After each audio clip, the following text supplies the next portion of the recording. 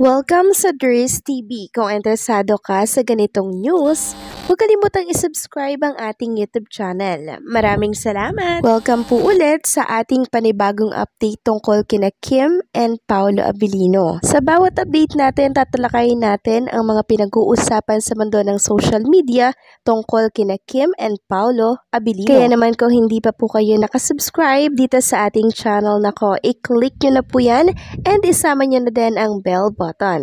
So ayan, welcome back again sa ating YouTube channel mga ka-Kimpaw, and sa update natin ito, ang pag-uusapan natin ay tungkol sa mga importanteng ganap kina Kim and syempre kay Paolo Abilino.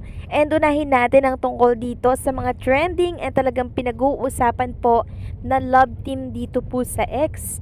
Andyan ang Kyrene and syempre JM Piang at magpapahuli ba ang Kim Pao? Syempre trending yan dito po sa X, trending in the Philippines. Ano ba yung mga hashtag na trending dito sa X for Kim and Paolo Abilino or sa Kim Pao? So trending po itong Kim Pao fever continues, 10.9k na post.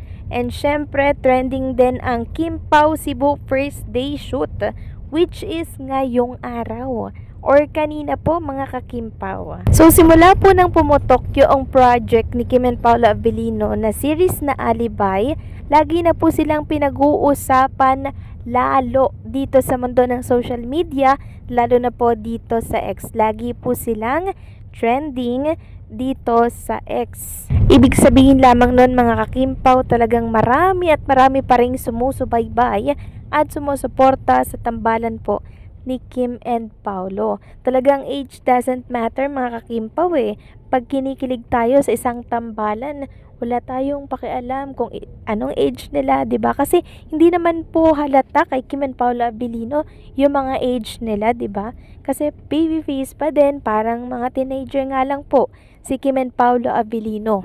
Kasi kahanay lang sila ng Kyrene and syempre ng JM Piang.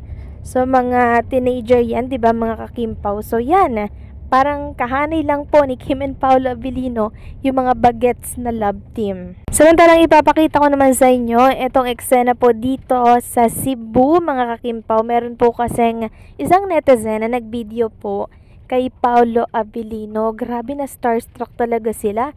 Sigawan po sila mga ka-Kimpaw. Kaso nyo nga nakamas or nakakapata si Paolo Abilino dito.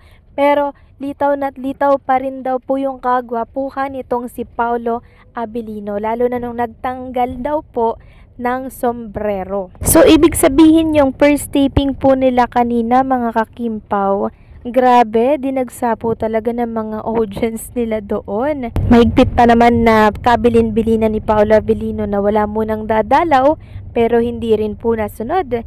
Kasi yung mga Kimpaw fans din na iba, talagang sumunod po mula sa ibang mga lugar na malalayo. Kasi hindi naman po maiiwasan yun mga ka-Kimpaw Talagang meron at meron pong susuway dyan.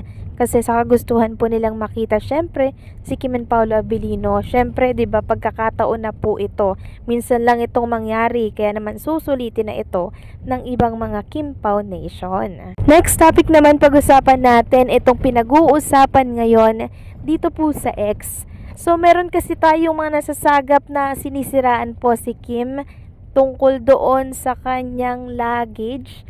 Nasira daw po yung luggage ni Chinita Princess. May ganyan pong mga kwento-kwento na lumalaganap dito sa mundo po ng X. Ipapakita ko na lamang din sa inyo yung picture na kinakalat po nitong si Rockstar. Bashers yan ni Kim and Paolo Abilino mga ka-Kimpaw. So sineryoso niya po ata yung post or edit ng AI nitong si Carlos Miguel. Naniwala po yung mga bashers. Syempre, yung mga bashers na yan, syempre, kung ano yung negative, kukunin yan at ipapakalat po, 'di ba? Kasi layunin nga nila na sirain si Kim and Paolo Abilino sa publiko. Sabi niya dito sa post niya, itong si Rockstar, dumating na hindi sira yung luggage. Pinatungan daw kasi ni Burnik ng gamit niya. Tamad mo talaga. So, grabe din, 'di ba? Mapanira po talaga yung post niya. Pero ang totoo, hindi po sira yung luggage ni Chinita Princess kasi AI lamang po yan. Inedit po ni Carlos Miguel or inedit ng mga bashers. Ewan ko ba, pero disclaimer si Carlos Miguel na yung first picture sa post niya, disclaimer, AI po yun. Itong si Rockstar ata, hindi marunong tumingin. Kaya ayun, pinakalat sa mundo ng social media na sira daw po yung luggage si Chinita Princess, pero sa totoo naman, hindi naman po yun sira. Parang pinapalabas niya na low quality yung luggage ni Chinita Princess na color orange. Pinagmukha niya pong cheap, no, yung luggage ni Chinita Princess. Knowing Kim Chiu po, hindi naman siguro bibili yan ng mga low quality na luggage. 'Di ba? Kasi alam po niya na talagang yung mga luggage parang binabalibag na yan diyan. 'Di ba? Alam naman natin 'yan, 'di ba? Na naiipit po 'yan at napapatungan po ng ibang mga luggage after po nung pag-i-scan doon na ginagawa, 'di ba, sa airport. Kaya for sure matibay naman po yung luggage ni Chinita Princess. So since pumutok nga po sa social media itong sira yung luggage ni Chinita Princess, maraming nag-aalala po na Kim Pao fans na baka kung ano daw nangyari sa mga gamit ni Chinita Princess. 'Di ba? Kasi alam naman natin na usong-uso yan ngayon. So itong pakalat po nitong bashers na to, mga kakimpaw, nagkukos po ng panic sa ibang mga fans na hindi po aware na edited lang po yung post na yon and yung picture na yon ni Paolo Abilino. So itong mga bashers talaga na to, walang kadala-dala po, no? Talagang pag-ikakasira ni Chinita Princess and syempre ni Paolo Abilino, mga kakimpaw, gagawan at gagawan po nila yan ng issue. Sa pag-aakala po nila, mga kakimpaw, na doon po nila maibabagsak si Chinita Princess. Sabi nga po nitong si Eliza sa post niya po sa X, credit po sa post mo, "Galing mo, Carlos Miguel. May naniniwala sa'yo na nasira maleta ni Ate Kim. Sakit ng tiyan ko, kakatawa. Gusto